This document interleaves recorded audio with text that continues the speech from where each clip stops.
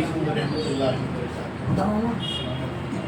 اس programme کی صدارت کر رہے جناب قاری خالد صاحب، اس کی نظامت کر رہے محبوب عالم صاحب،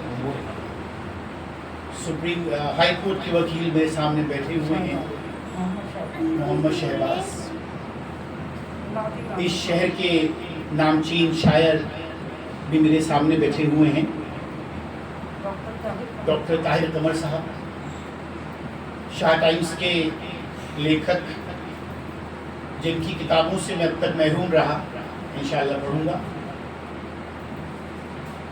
اور میرے دل کے بہت قریب میرے اسٹوڈنٹ دانش بیٹھے ہوئے ہیں، جن کی وجہ سے انیکوں بار میرا جو سر ہے وہ فخر کے ساتھ بلند رہا۔ سب سے پہلے تو میں مبارکباد دینا چاہوں گا کہ اس چھوٹے سے کمرے کو آپ نے آباد کر رکھا ہے اپنی انٹلیکچوئل ایکٹیویٹیز سے۔ میرا تعلق جو ہے وہ سہارنپور شہر سے ہے، لیکن پچھلے 22 سالوں سے میں ڈی اے ونٹری کالج میں یہاں پر انگلش لیکچرر کے طور پر اپنی خدمت جو ہے وہ پورے سماج کو دے رہا ہوں، اور میں نے ہمیشہ محسوس کیا تھا کہ میں کسی اس طرح کی ایک سنستھا سے جڑ جاؤں جس میں انٹلیکچوئلس لوگ جو ہیں ان کی سرگرمیاں جن میں جاری رہتی ہیں اور سماج کے اتھان کے لیے لگاتار کام کرتی ہیں۔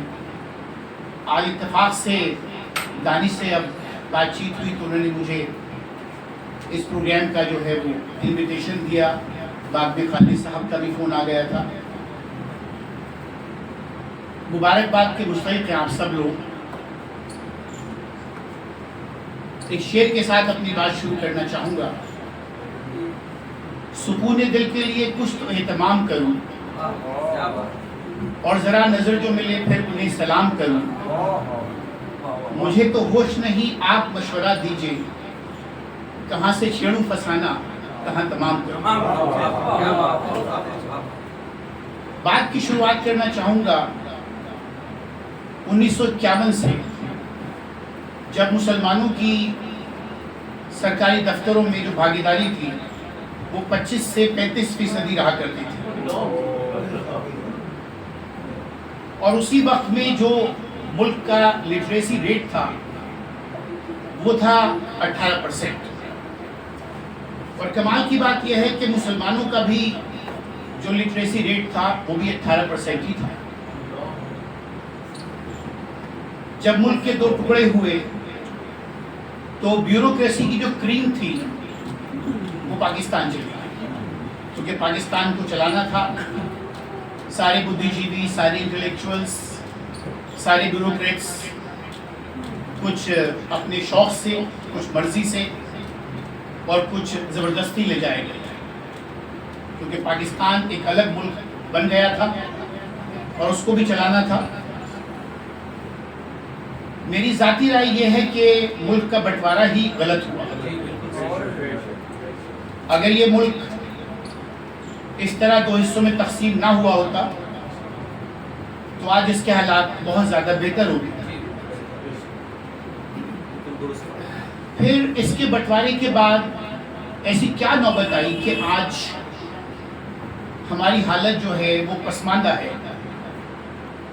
اگر میں کمپیئر کروں مسلم سماج کو ایس سی سماج سے، جس کو صدیوں تک یہ مانا جاتا تھا کہ یہ سب سے نچلے پائیدان پر ہے سماج، تو ہمارا سماج ان سے بھی بالکل نیچے ہے آج۔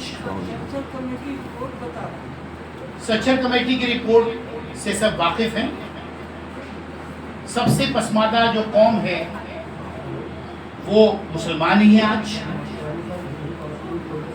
اگر آج لٹریسی ریٹ کی بات کی جائے تو مسلمانوں کا جو لٹریسی ریٹ ہے وہ 79% ہے ملک میں آج کی تاریخ میں،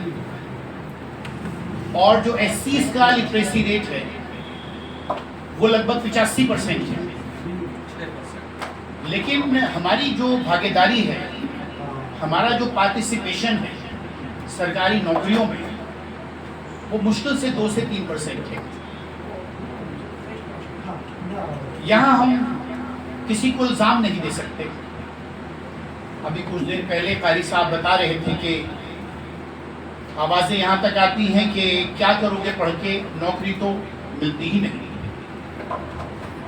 میرا لگ بھگ 22 سال کا جو ایکسپیرینس ہے وہ مجھ کو بتاتا ہے کہ جس اسٹوڈنٹ کو میں نے محنت کرتے ہوئے دیکھا، جس کو اس سماج کے اندر جگہ بناتے ہوئے دیکھا، اس کو کبھی نوکری کے لیے دھکے کھاتے ہوئے نہیں دیکھا. ہمیشہ جو محنتی اسٹوڈنٹس ہیں انہوں نے کہیں نہ کہیں اپنی جگہ بنا لی. تو یہ ایک لیم ایکسکیوز ہے جس کا سہارا ہم لیتے ہیں اور یہ کہہ دیتے ہیں کہ پڑھ کر کیا کریں گے، نوکری تو ملتی ہی نہیں. ایک اور بات کہی تھی قاری صاحب نے کہ ہم نے دین اور دنیاوی تعلیم کو تقسیم کر دیا، بانٹ دیا. اچانک یہ کیسے ہو گیا جبکہ ہمارے رسول ہمیں بہت پہلے یہ پیغام دے گئے کہ اگر علم حاصل کرنا ہو اور اس کے لیے اگر آپ کو چین جانا پڑے تو گریز مت کرنا. تو یہ قوم اتنے پیچھے کیسے آ گئی، حاشیے پر کیسے آ گئی، وکٹم کیسے بن گئی؟ آسانی سے اب ہر کوئی جو ہے وہ ہمیں نشانہ بنا رہا ہے. میں یہاں پر ذکر کرنا چاہوں گا ڈی ایونٹری کالج کا. ڈی ایونٹری کالج میں لگ بھگ 4 سے 5 ہزار اسٹوڈنٹس کی اسٹرینتھ ہمیشہ رہتی ہے.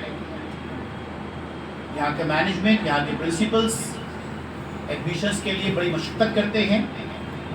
اور میرا ماننا یہ ہے کہ ڈی ایونٹری کالج میں بہت اعلیٰ درجے کی پڑھائی